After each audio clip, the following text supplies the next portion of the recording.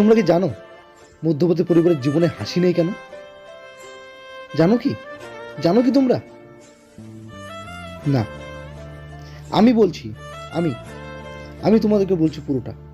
ঘর বাড়ি, কাজকর্ম, টাকা পয়সা, এদিকে টাকা ওদিকে, ওদিকে টাকা এদিকে, ওদিকে লোন, তার মধ্যে আবার বোনের বিয়ে। আজকে ঘরে তেল নেই, চাল নেই, সবজি নেই, যদি একদিন আমি কাজে না যাই।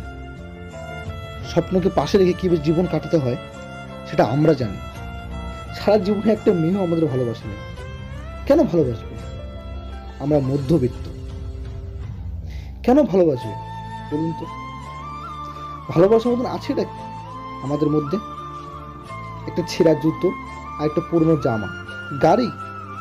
আরে গাড়ি তো ছাড়ো, এমন একটা সাইকেল অব্দি আমাদের কাছে নেই। মধ্যবিত্ত ঘরের ছেলে আমি। চোখের সামনে প্রিয় জিনিসগুলো কিনতে দেখেছি, কিন্তু টাকার অভাবে কিনতে পারিনি। হ্যাঁ, আমি সেই মধ্যবিত্ত।